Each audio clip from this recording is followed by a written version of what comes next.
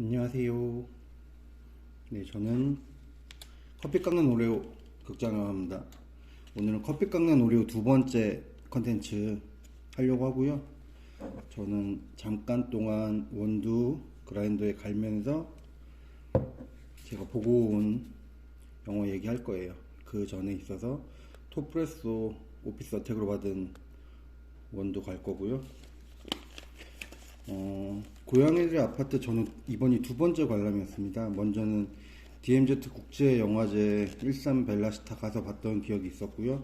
개봉이 한 1년인가 2년 만에 된 것 같아요. 2년 전 영화제에서 가을에 보고 왔던 기억이 있는 것 같고요. 잠깐 저는 원두를 먼저 그라인더에 넣어볼게요. 아마 얘기하는 중에 소음이 나면은 그냥 원두 깎는 소음이니까 그러려니 하면서 들어주시면 될 것 같아요.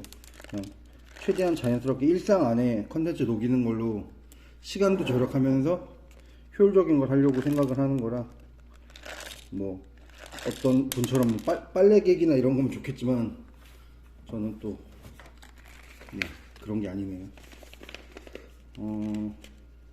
두 번째 굳이 왜 봤냐고 하면 기억이 좀 가물가물했어요. 벌써 2년이나 지나서 그때 그 감정이 그대로 느껴지지 않을 거라는 생각이 들어서 리뷰를 쓰려면 다시 보고 와야겠다는 생각을 먼저 했고요. 그 다음에 영화가 그래도 꽤 많이 힐링에 도움이 돼요. 물론 화가 나는 측면이 없진 않지만 영화를 보면서 고양이들의 모습 보면서 사람들이 서로 돕고 협력하면서 보는 모습들은 분명 우리한테 힐링이 되는 측면들이 분명히 있어요. 그래서 좀 그런 어떤 기운을 받고 싶은 마음도 있었기 때문에 영화를 다시 봤고요. 다시 보고 온 영화도 좋았습니다. 다시 보고 온 영화도 너무 좋았고, 뭐 고양이들의 아파트라고 하긴 하지만 그 송파주공 정확히 어디지? 갑자기 기억이 안 나는데 그 아파트 되게 넓은 단지잖아요. 되게 넓은 단지고 지금 아마 이 단지가 헬리오시티 자리가 아마 이 자리인가? 그런 걸로 기억을 하는데, 저 원두 갈면서 대기할게요. 네, 그렇게 기억을 하는데 이미 많은 대다수의 입주민들이 나가셨고, 그리고 지구로 인해서 많은 프리미엄을 얻은 분들도 계시고, 이제 나가야 되는 2주 기한, 2주 제한? 왜냐면 그런 게 있어야지 또 이사비 지원받는 그런 제도가 있으니까 이제 그 안에서 최대한 안전하게 고양이들을 구해주고 싶고, 더 이상 번식되어서 혹시라도 그 안에 갇혀서 매몰되어 죽거나 이런 것들을 막으려고 하시는 어떤 협력하시는 분들, 거주민들의 어떤 이야기들이 되게 의미 있고 상징적 같다고 저는 생각을 해요. 왜냐면 한국 사회 특히 도시 개발과 관련해서는 뭐 60년대 이후로 정말 처참하고 철저하고 돈의 욕망을 쫓는 그런 정말 아픈 과정들 안에서 개발이 됐다라고 저도 봤고 알고 있고, 제가 또 그런 지역에서 어머님이 집을 사셨다가 그 집을 온전히 못 누리고 어떤 프리미엄이라고 하는 피도 못 얻고 다시 팔고 이랬던 기억과 경험이 있어서, 입주민들이 많이 나가서 그나마 좀 덜 저기적인 모습이 담겼다라고 저 생각을 해요. 만약에 입주민들이 많이 남겨주는 상태에서 이 영화가 찍혔던 그 과정들이 맞물려졌더라면 분명히 훨씬 더 불쾌하고 불편해하는 그런 모습들이 같이 담겼을 거라고 생각을 하거든요. 근데 거의 많은 대다수 입주자분들이 나가신 이후로 남아있는 분들이 그래도 어느 정도 어느 구역에 어떤 고양이들이 있고 걔네가 지금 몇이고 얘가 중성화됐고 뭐 식사 상태나 애들이 뭐 휴식할 수 있는 공간이나 이런 걸 다 확인하는 그 과정에서 이제 점점 공사 구역이 넓어지는 그 과정에 아이들을 최대한 안전하게 한쪽으로 몰고 그 중에 이제 이동시킬 수 있는 애들 이동시키고 그 과정을 하나하나 기획하고 준비하는 모습들이 감독님과 협력하는 그 와중에, 뭐 협력이라면 그냥 감독님이 찍어서 담아서 기록을 해주시는 거고, 그 활동가분들은 그냥 원래 자신들이 하셨던 일을 그냥 담담하게 해내시는 그런 과정이었어요. 어때요? 네, 어요. 그 과정이, 뭐 누가 돈 주는 일도 아닌데 뭐 저렇게 열심히 하냐, 왜 바쁜 공무원들 귀찮게 하냐, 이렇게 보일 수도 있지만, 저는 또 한편에는 그렇게 생각을 했는데, 이 고양이들은 거기서 터줏대감이었을지도 몰라요. 네. 왜냐면 사람들은 집이라는 공간 안에 자기 한정된 공간만 썼지만 그 단지 전체를 이 고양이들은 누리고 누볐잖아요. 물론 이들이 달갑지 않은 존재고 오히려 이들이 찾아온 존재라고도 말할 수 있겠지만, 어떻게 보면 더 넓은 면적을 더 자주 이용하는 건 이들이기 때문에 저는 이들이 더 터줏대감이지 않을까 하는 생각을 잠깐 했던 것 같고요. 네.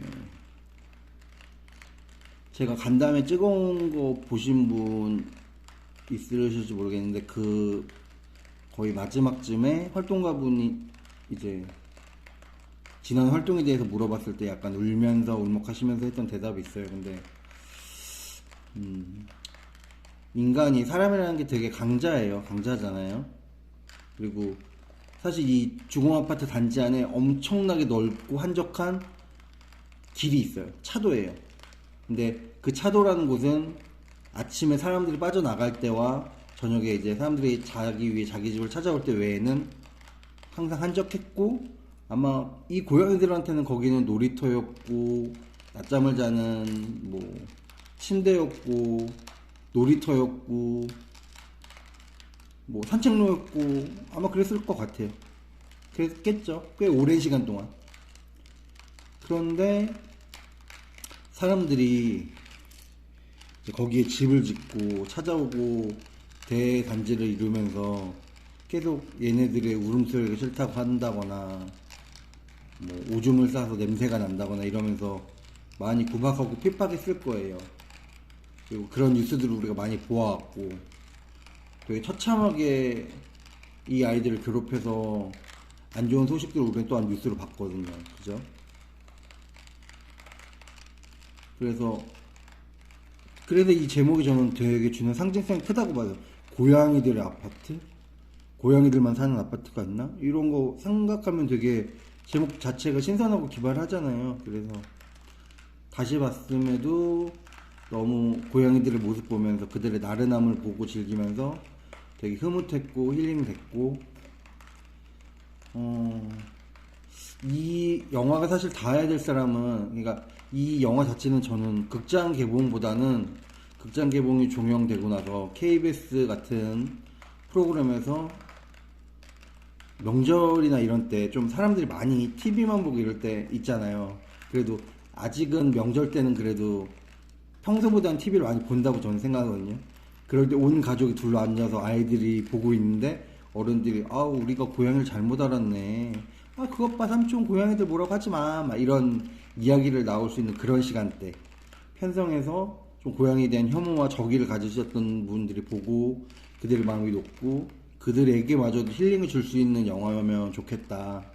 개봉해서 잘 될 거라고 생각할 수는 없어요. 그거는 영화제에서 봤을 때부터 생각하는 부분이지만, 저는 이 영화가 지향하는 바, 그리고 이 시대의 이 시점에 개봉하면서 우리한테 할 역할이 있다라면, 고양이에서 잘못된 편견을 가지고 있는, 그래서 캣맘이라고 하고 고양이들을 돌보는 분들을 오히려 더 미워하거나 적의를 가지신 분들, 그래서 고양이들 못지않게 그들을 괴롭히고 힘들게 하시는 분들이 보고, 그분들도 어쩌면 그렇게 각박해진 데 대한 다른 이유가 있겠지만 고양이들의 그 여유와 나른함에서 쉼을 좀 얻고 자기가 한 행동들이 얼마나 잔인했는지 좀 느끼면서, 그리고 좀 미안한 마음도 가지시고 다시 고양이들과 공존할 수 있는, 최소한 뭐 다시 갑자기 확 돌아서 적극적으로 고양이들을 위하는 것까지는 아니더라도 그냥 그들을